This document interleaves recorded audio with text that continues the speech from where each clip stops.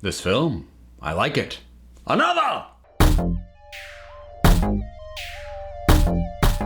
Thor Ragnarok. So I have just gotten out of the theater from seeing this third entry in the Thor franchise. Some 10th entry in the Marvel Cinematic Universe overall, and I had a pretty darn good time with this one. I'm going to get into spoilers pretty much right off the bat because, I think if you really cared about a spoiler-free review, you'd be getting those from, people who actually get to go to press screenings and had their reviews out like a week ago. So if you're here for me, you probably want my full opinion. At least that's what I'm hoping. So spoilers will follow pretty quickly. But then again, a lot of what I'm going to talk about has apparently already been in the marketing. Exactly to what degree, I don't know, because I cut myself off from the marketing after the first trailer where it showed that the Hulk was going to be there. I haven't watched any of it beyond that. But in any case, all the performances are good. Across the board, returning, new. Tessa Thompson as the Valkyrie. Oh, she's so good. There's so much I love about this character. It's funny. I thought about it. I'm like, I can't think, because the sort of drunken but competent, jaded warrior thing is not exactly new. It's a fairly well-worn. It's not quite so cliche as to be, overdone, but it's not new ground, except I can't think of a time it's been done with a female character. And she nailed it. Like, she was so good in that. And I love that they did not push any kind of romantic angle. It was just, yeah, that was real good. So she was the highlight for the new cast, although all the new major cast was good. Cate Blanchett, she is able to exude a great just presence. It's why she worked really well as Galadriel in Lord of the Rings, despite not appearing very much in this. She shows up on screen and she just kind of owns the screen. And given that Hela kind of only appears sporadically across the movie, she kind of needed to be able to do that, and she can. She's good at that. Jeff Goldblum is just at his Jeff Goldblumiest, and it's fun. And it was a really good pick to put him in that kind of role, because the Grandmaster is kind of a villain, like, for just a middle chunk of the movie, but you didn't need him to be, like, legitimately intimidating or anything, because you had Hela for that. So to have him fill a very different function and have a different feel from the other villain of the thing was a nice pick. That went really well. The side characters, the other gladiators, they were fun. I liked them. I suppose the only one that was maybe wasn't the highlight, but was good, was Karl Urban as Scourge. And Scourge was fine. Although I'm gonna bring up Scourge, and this is gonna be kind of my first major spoiler. It annoys me that Scourge got this sort of redemption and big hero moment to die in the same movie that 2/3 of the Warriors 3 were killed incredibly offhandedly.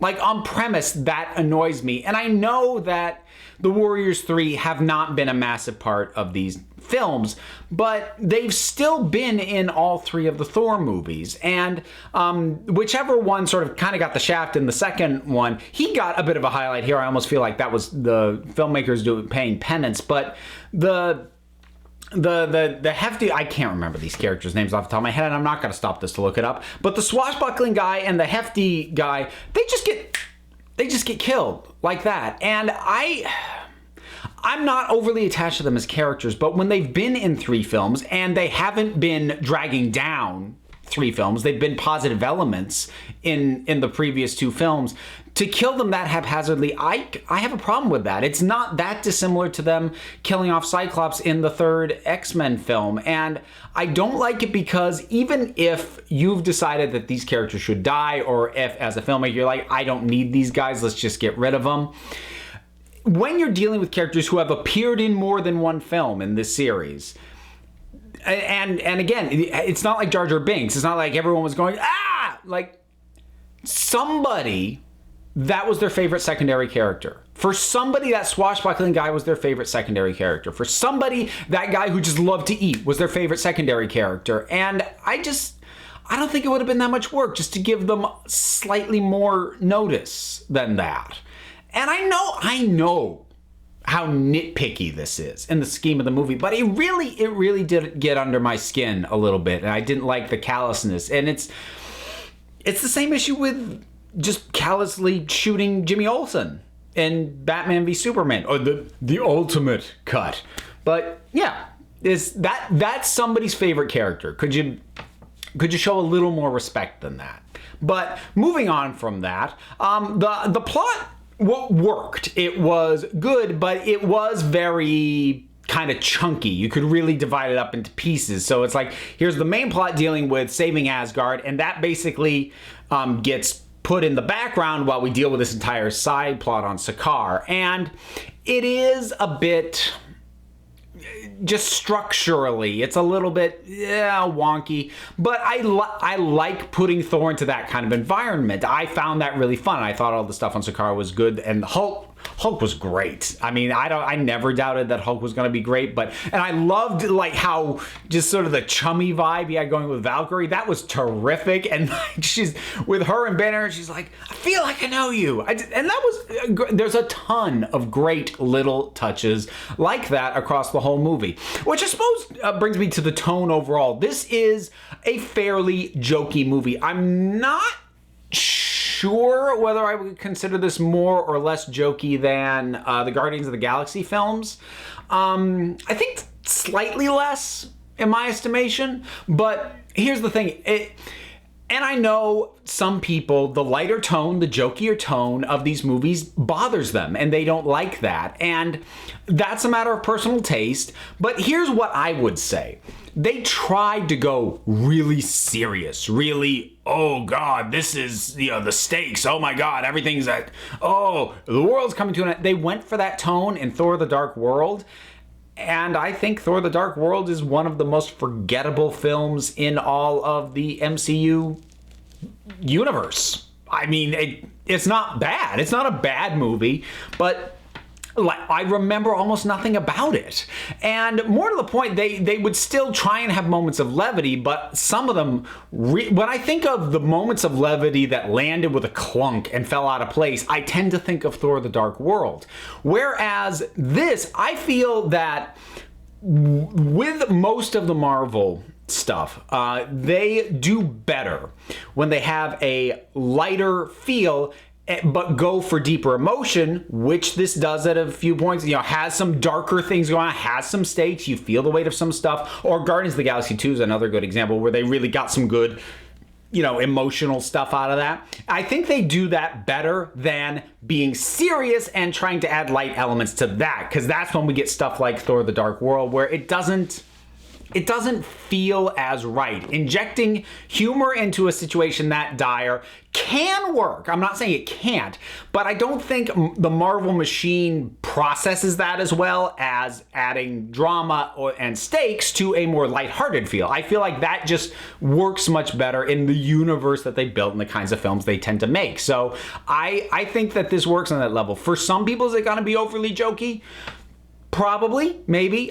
For me, it still works, because for me, none of the jokes feel... none of them feel crowbarred in. None of them feel inserted because we needed a joke here. They're pretty much, at least all the ones that I am remembering thinking back on it, are rooted in character. They feel true to how these characters would speak, would act, etc. And therefore, it feels fine. Because to me, comedy, it feels the most forced when it doesn't come organically to the situation or the characters. That's when it feels crowbarred in. That's where it feels like they had a serious scene. Someone's like, we should have a joke there. And they just plug a joke in. And that is where it tends to not work so well. But I don't get that feel from the humor in this. It feels all very rooted in the situation and the characters and how they react to the situations that they're in. So for me, the humor worked well and never felt detracting from the whole thing. I think that's about it overall. Like I said, I had a lot of fun, and my major criticism is, again, I will admit, a very, very, very nitpicky one. But I I like the feel of it. I like the vibe of it. I like the high stakes, but that we never missed just great interactions with characters, and the stakes did feel legitimate. I mean, Hela did feel like a very serious, legitimate threat to all of this, and like I said, Cate Blanchett's presence really put it over the top. And the other thing is Chris Hemsworth. He's good at comedy. So leaning into the comedic aspects of him as a character, or putting him in situations that allow him to have more of those comedic moments, you know, being overly blustery or, you know, trying to act on top of it when maybe he's not. It works really well, and he's really good at that. So I think that about wraps it up. I mean, again, overall, really positive. I don't know where it would fall in my overall rank of the MCU as a whole, but it is pretty cleanly my favorite Thor film in that particular sub-franchise. So I think that'll about wrap this one up. Thor Ragnarok. Have you seen it? What'd you think about it? Whatever your thoughts are, drop something down in the comments. Let's talk about it. Don't forget to like, subscribe, check me out on Twitter at Council of Geeks. Give a listen to the Council of Geeks podcast. That's available on iTunes and Stitcher. I'm also one half of the Punch Like a Girl podcast. That is a presentation of the Fire and Water Podcast Network. fireandwaterpodcast.com. And until next time, this council is adjourned.